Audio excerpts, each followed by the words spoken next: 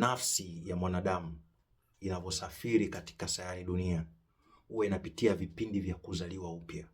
Inatoka katika magamba iliyoyavaa, magamba mbalimbali ya utambulisho na matokeo kwa ujumla ya maisha yanayotoka katika hiyo nafsi. Kwa wengine huwa wanaelewa kabisa ili tukio linapotokea, wengine hawaelewi.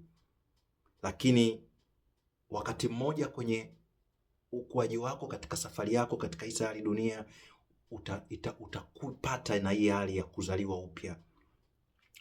Ni tukio ambalo kidogo ni tukio sio jepesi, lakini ni tukio ambalo linakupeleka katika hatua ya mafanikio katika maisha, na sio wote wanaweza kumudu fezi hiyo ama kipindi hicho cha kuzaliwa upya. Kwa hiyo fikiria kama ambavyo mtoto alikuwa kwenye tumbo, yuko ndani, kwa hiyo anatoka.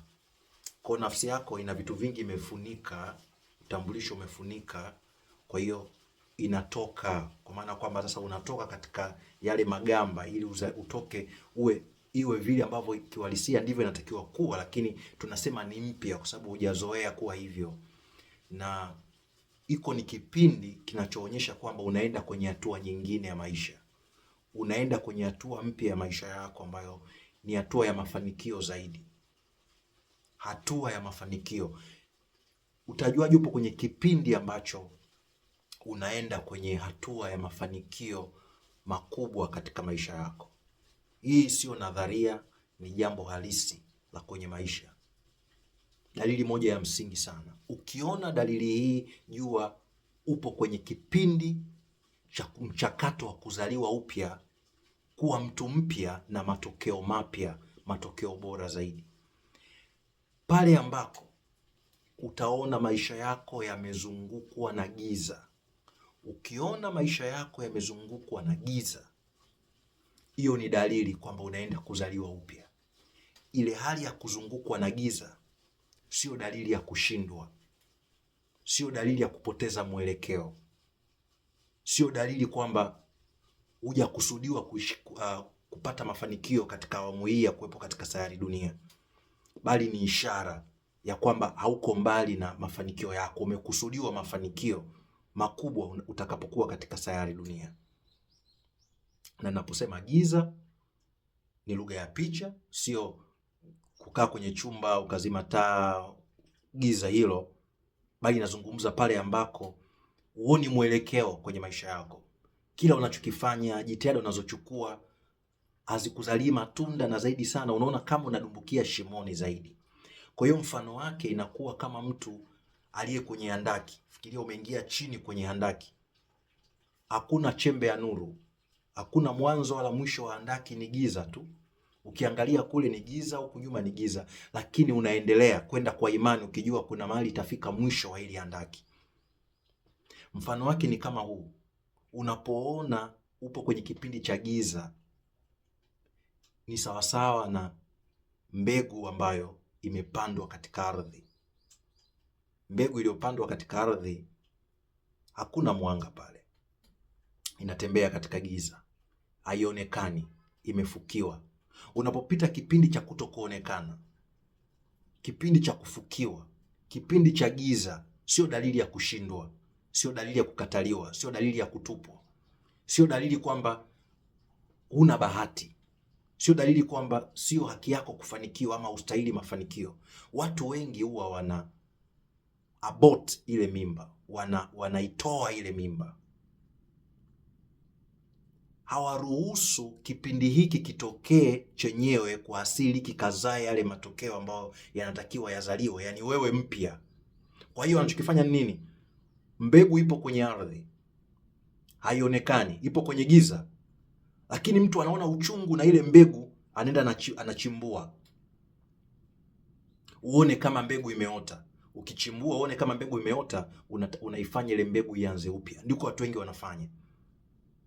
Anapopita kipindi kigumu kama cha kutokuonekana, cha mambo, hakuna jambo linaloenda, ugumu kila mahali, unaanza kukumbuka utambulisho wako wa zamani.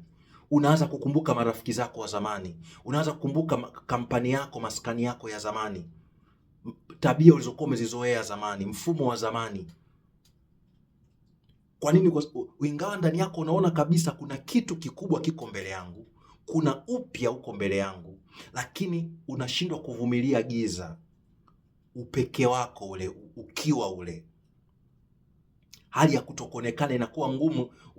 Wewe sasa inakuwa ngumu kwa sababu gani? Inakuwa ngumu kwa sababu kwenye tafsiri yako, kwenye akili unaambiwa usipoonekana, kama hakuna kinachoendelea, ukiona mambo yaendi, umefukiwa, basi wewe umepotea, umezikwa.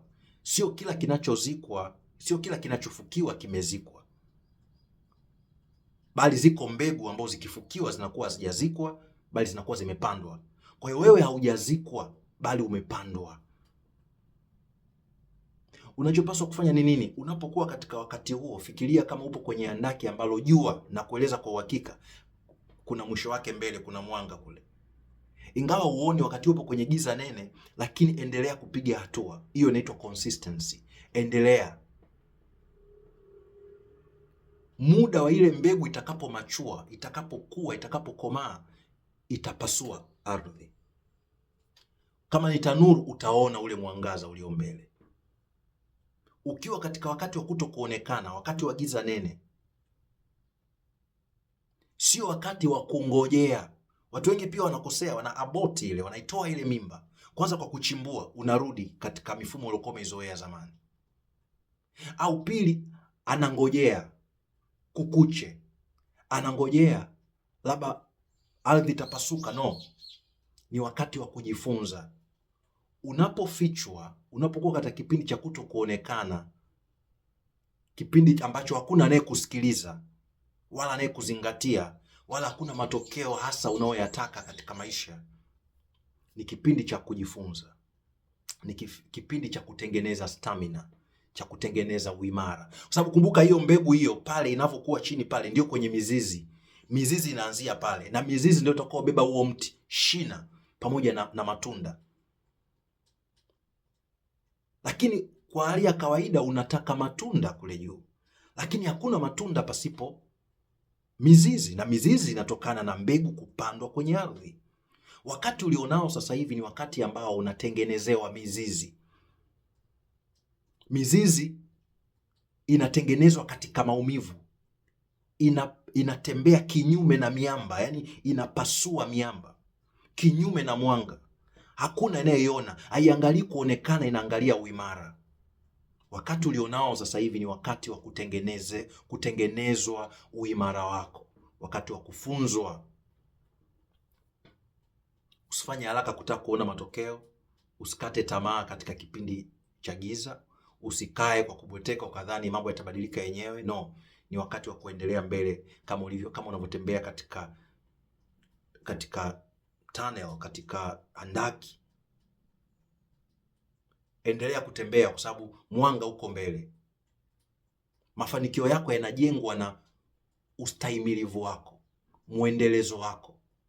Ukipata mafanikio pasipo kujenga mwendelezo, yale mafanikio yatakuondoa katika njia ya nafsi yako. Yaani wewe umekusudiwa kufanya mambo fulani, kuleta matokeo ama impact kwenye maisha ya watu na kwenye maisha yako.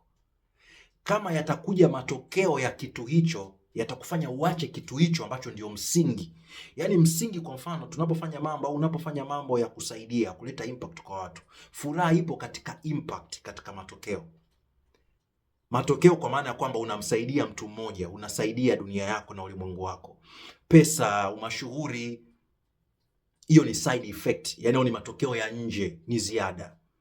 Sasa ukifanikiwa, ukipata kwa haraka matokeo ya nje, au ukikimbilia matokeo ya nje ya ziada hayo, kabla hujajenga msingi wa lengo mama ambao ni kuleta matokeo, yale mafanikio ya ziada yatakutoa katika lengo mama.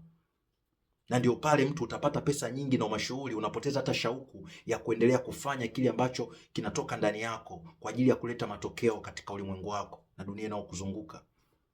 Na ndio maana ni muhimu sana upandwe chini, upite kwenye kipindi cha giza ambako furaha yako haitokani na kuonekana. Furaha yako haitokani na matokeo. Hakuna matunda, hakuna anayeona. Jitihada ipo, uko pale, unatokeza, unapambana miamba, unaenda chini, hakuna anayeona kama kuna jitihada yote unaifanya. Na matokeo ya ziada yatakapokuja yatakukuta ukiwa unaendelea na hautaondolewa na hayo matokeo ya ziada. Kwa hiyo unapoona kama upo kwenye kipindi cha giza kwenye maisha yako, fahamu hiyo sio ishara ya kukataliwa, sio ishara ya kwamba umeshindwa, sio ishara ya kwamba hujaandikiwa kuwa hivyo. Huo ni uongo mwingine ambao akili huwa inapiga kelele sana wakati huo. Huu ni wakati wa kujifunza, wakati wa kuwekeza katika wewe. Kipaumbele sasa hivi usiangalie kwenye matokeo ya nje, matunda ya nje, angalia katika wewe. Kuwekeza katika mtu wako wa ndani. Wakati huo unaweza kuwa unapata pesa ndogo, lakini hiyo pesa ndogo itumie hiyo hiyo kuwekeza katika wewe. Jifunze, jiunge na magroup au makundi yatakusaidia kujifunza kuhusu wewe, personal development. Kama ni coaching programs, join. Si kama umeelewa. Soma, jifunze, practice. Wakati huo, na faida ya wakati ambao uonekani kuna makosa mengi utayafanya, hayatakupa shida kwa sababu hakuna anayekuona, upo katika mafunzo, upo kwenye training. Lakini ukianza kuonekana kabla hujaimarika, dosari zako na makosa yako na madhaifu yako hutaweza kuyabeba, yatakumaliza. Ndio maana kuna watu ambao hawakupitia kipindi hiki cha kuwa developed, ule umashuhuri na ukuu unawatesa, ama mafanikio yenyewe yanawatesa.